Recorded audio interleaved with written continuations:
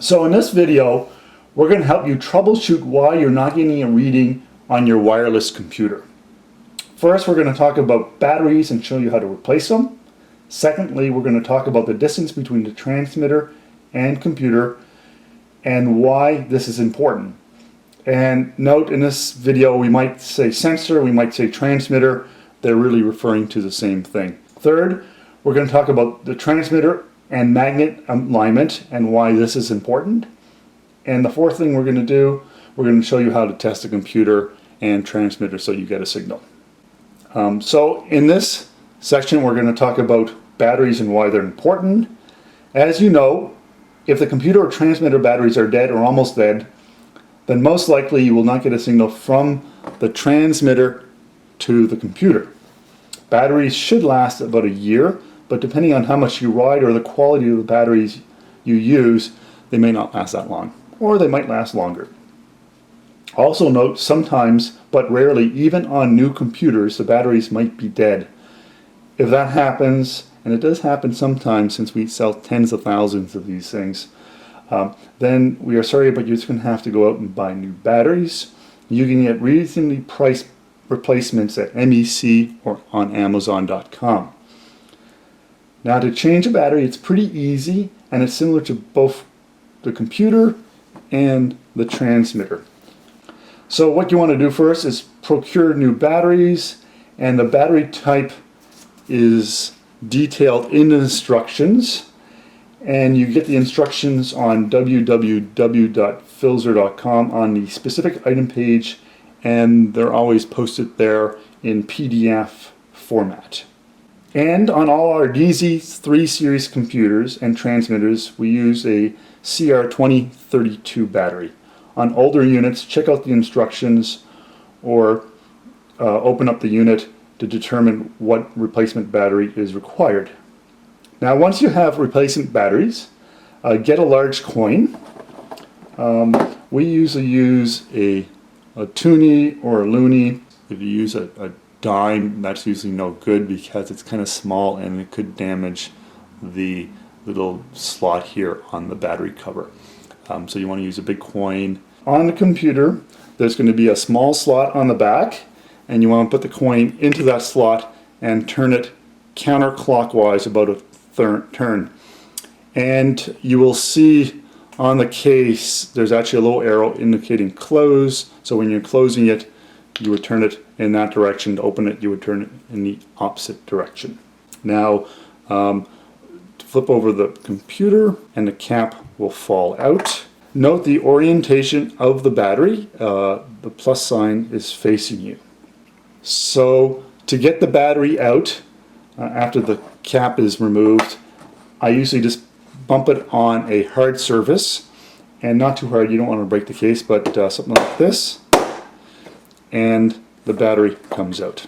Now what you want to do is get the new battery and put in the new battery. Make sure the plus sign is facing you. Then what you want to do is inspect the little rubber gasket or seal here and make sure that it's seated properly and that there's no dirt or grime on it. You also want to inspect the back side or the inside of the battery cover to make sure that surface is nice and clean. If either surface is dirty or both are dirty, then you may not get a good seal between the two and the unit will no longer be waterproof. Now put the battery cap back on once you've inspected the seal and the back of the cover, and it should just kind of sit flat like this. Then you want to take your coin again and turn it about 1/3 turn, and it should lock in place, and the cap is back on. It should be seated nice and flat, and that's it. You replace the battery. Now on the computer you could flip it over and take a look, and if you're seeing digits like this, then you've replaced the battery correctly. If it's blank and you don't actually have digits, press a button, and if you still don't get digits, turn it over, take out the battery, make sure you put it in the right direction, and make sure you put in the new battery, not the old one. And that's it for replacing the battery. Now, The same thing goes for the transmitter. You would replace the battery in the same manner. And for the transmitter, make sure that you do put in the new one and that the orientation is correct, because there's no obvious way, there's no little light or anything like that that shows you that you've actually installed it correctly. So just be careful when you put in the transmitter. You don't want to put in the old battery, and you don't want to put it in the wrong orientation. Now that we've replaced the batteries in the computer and transmitter, we're going to talk about the distance between the computer and transmitter and why that's important. So every time the magnet goes by the transmitter, when you're riding a bike, so basically every time the wheel spins one revolution, a reed switch in the transmitter closes and the transmitter sends a signal to the computer. The signal strength is dependent on the distance between the transmitter and the computer. The farther away the transmitter is from the computer, the weaker the signal the computer gets. So it's similar to a laptop computer connected to a Wi-Fi router. If your laptop is too far away from your router, you don't get a signal. Also note the strength of the signal that the computer receives is inversely proportional to the square of the distance between the computer and transmitter. For example, if the distance between the transmitter is 30 centimeters or 100 centimeters, the computer will get 11 times stronger signal when the computer is 30 centimeters away or closer than at 100 centimeters. What this means is you want the transmitter as close to the computer as possible, as the signal strength decreases exponentially the farther the transmitter is from the computer. The maximum distance between the transmitter and the computer for our DZ3 series computers is around 1 meter or 3 feet. For older computers, the maximum distance is 60 centimeters or about 2 feet. Now, what you want to do is measure the distance between the speed sensor and computer when it's on the handlebar mount. If the distance is more than 1 meter, you want to reposition the sensor closer to the computer. In general, we recommend that you install the speed transmitter on the front fork and that the transmitter and computer are on the same side of the bike. Basically, it's best to have the transmitter and computer on the left side of the bike.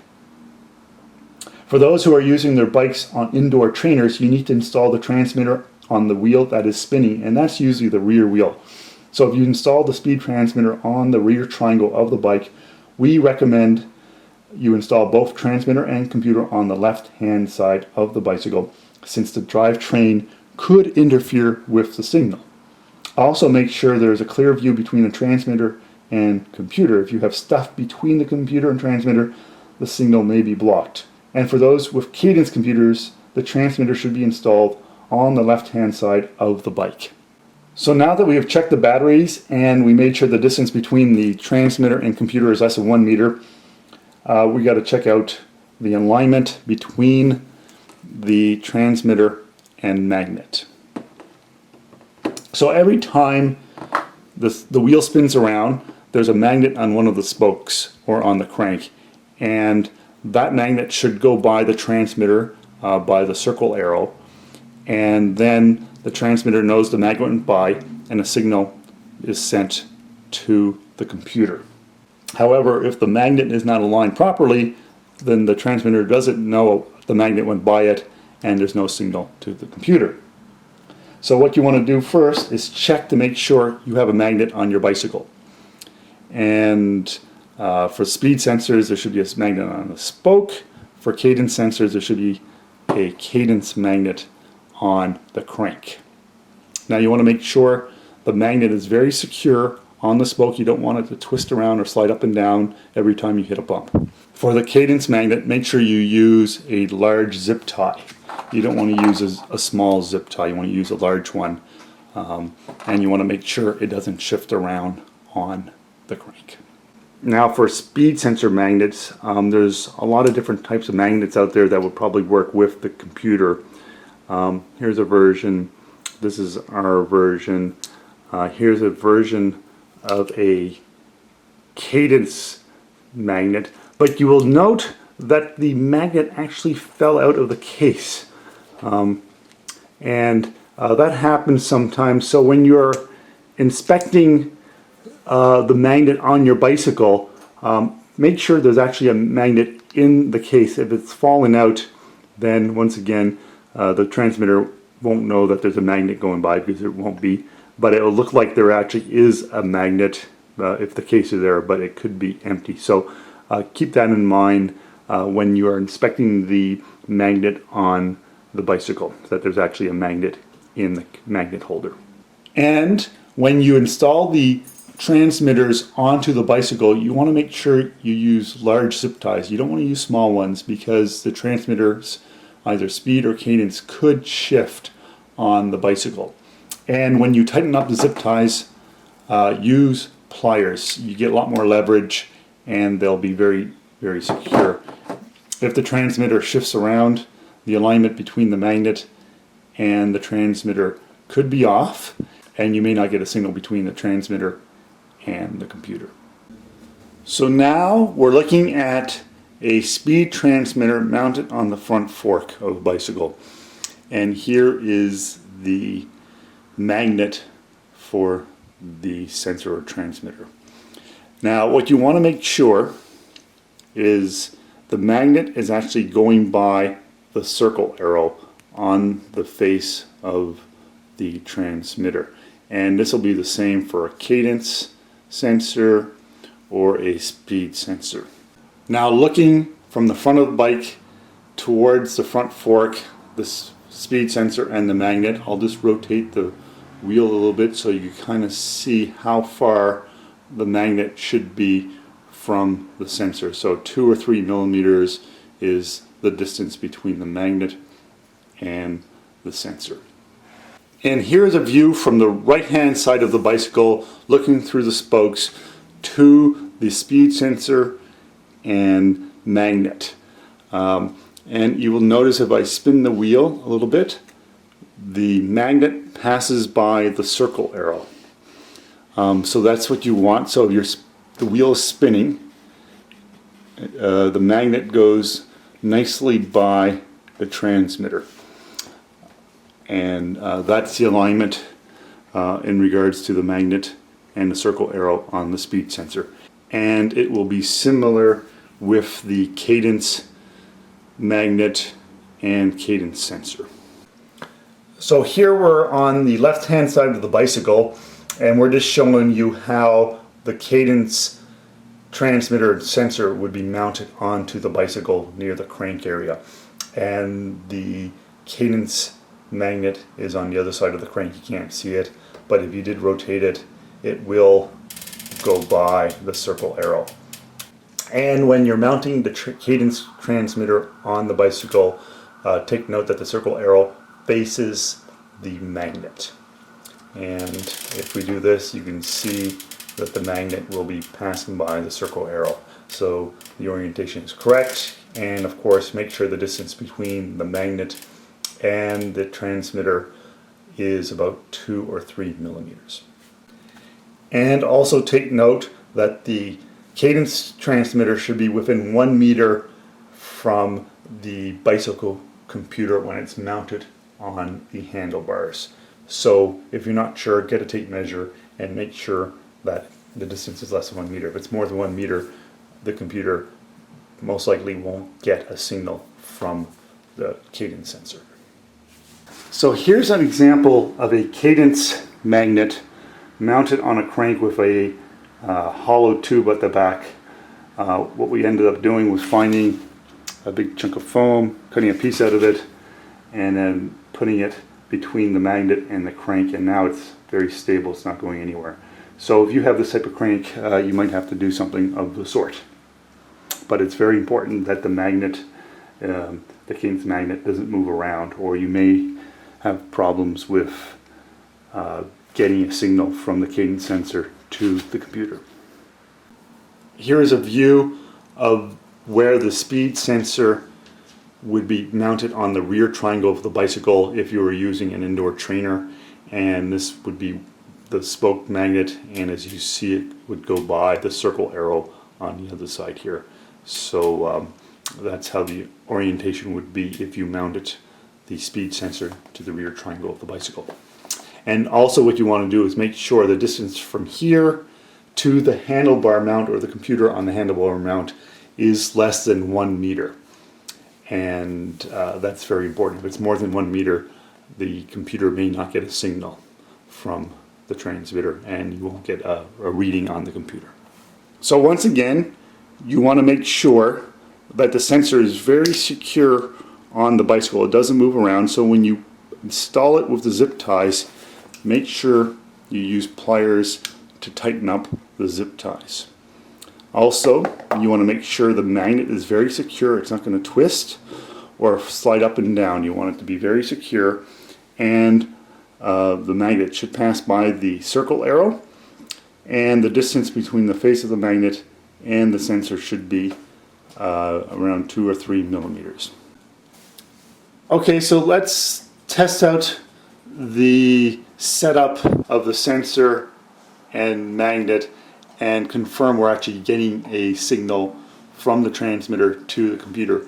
And in this case, we're going to do it with a speed sensor mounted on the front fork. It will be very similar to the cadence sensor, or if the sensor was mounted on the rear wheel.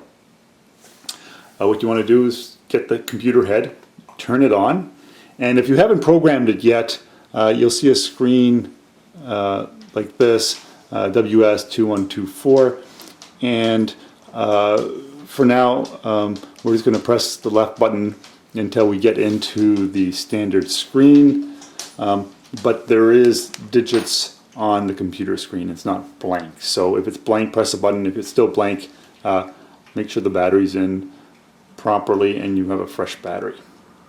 So the next thing I'd like to do is get a very big, strong magnet. I usually get one off the fridge. This one is a rare earth magnet, so the magnet is way stronger than the magnet supplied with the bike computer.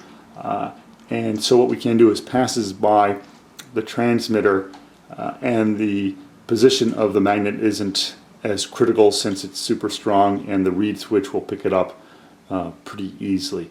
So this is just an initial test to make sure we're getting a signal from the transmitter to the computer.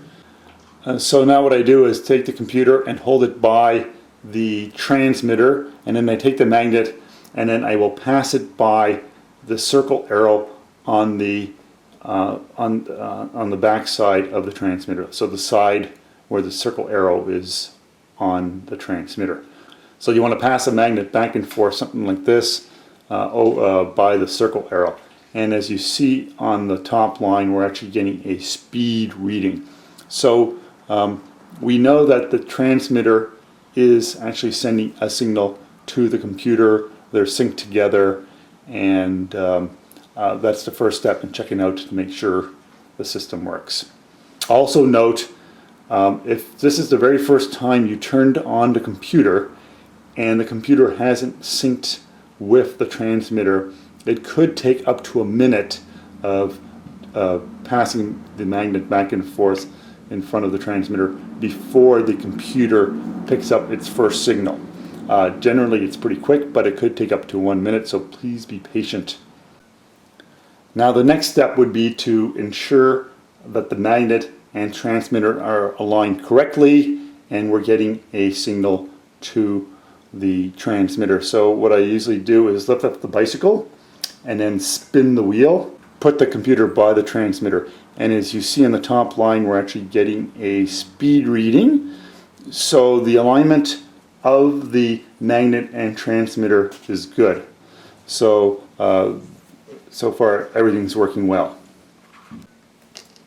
So if you're still not getting a signal from the transmitter to the computer when you spin the wheel, most likely it's an alignment issue between the magnet and sensor. Adjust them a little bit, test it out again until you actually get a signal, because we've done the test before with the fridge magnet and we were getting a signal, so most likely it's an alignment issue between the magnet and transmitter. Now if you're still not getting a signal, make sure there's actually a magnet in the magnet holder on rare occasions the magnet has fallen out of the magnet holder. So double check that. And if you're still not getting a signal, I'm not sure what to say, it should be working. Just fiddle with it a little bit more and you should get a signal. The next thing you want to do is put the computer on the handlebar mount and spin the front wheel so the magnet passes by the transmitter, and see if you get a signal with this setup. So just like you would be riding it, the computer in the handlebar mount. So here we are looking down on the bicycle computer, and you can see the wheel lower down, and we're going to turn on the computer once again, and we're going to lift up the bicycle and spin the wheel. And we'll be taking a look at the top line to see if we're getting a reading, speed reading, and sure enough we are. So the alignment between the magnet and transmitter is good, and the transmitter is actually sending a signal to the computer and we're getting a reading. So now we've solved the problem. The computer is getting a speed reading and we should be ready to go. If you're getting intermittent readings on your bike computer for speed or cadence, you want to check to make sure the alignment of the magnet and sensor is okay. Again, make sure everything's solid, it's not moving around. What probably was happening is you're hitting a bump or something, the transmitter or magnet is shifting and the alignment is getting off. Also, something else that might happen is if you're on the bicycle and you're putting weight on the bicycle and riding along or hitting bumps, the frame of the bicycle could flex a little bit and changing the position of the fork with the magnet. If that's the case, you want to go back and adjust things so when you do flex the bicycle and put weight on it, the alignment is still okay. And so there we go. We went through the steps on how to resolve not getting a reading between your transmitter and computer. And for a cadence sensor or the transmitter on the rear triangle of the bicycle, you would go through the same process as we just did, and that should resolve any issues with not getting a reading from the transmitter to the computer. With an additional note, ensure that the distance between the computer and the transmitter, if it's on the back of the bicycle, the distance is less than 1 meter, and that your batteries are nice and fresh. And take note, if you have mounted the transmitter on the rear triangle, the speed transmitter on the rear triangle, the life of the battery will be less than if you mounted it on a sensor on the front fork, because the signal strength is dependent on the distance between the transmitter and computer head. So the farther the distance, the shorter the battery life. So the closer the sensor is to the computer, the better it is. If you are getting weird readings on your computer, weird digits showing up, one thing you might want to do is do a battery pull it out, keep it out for a minute, and then reinstall it.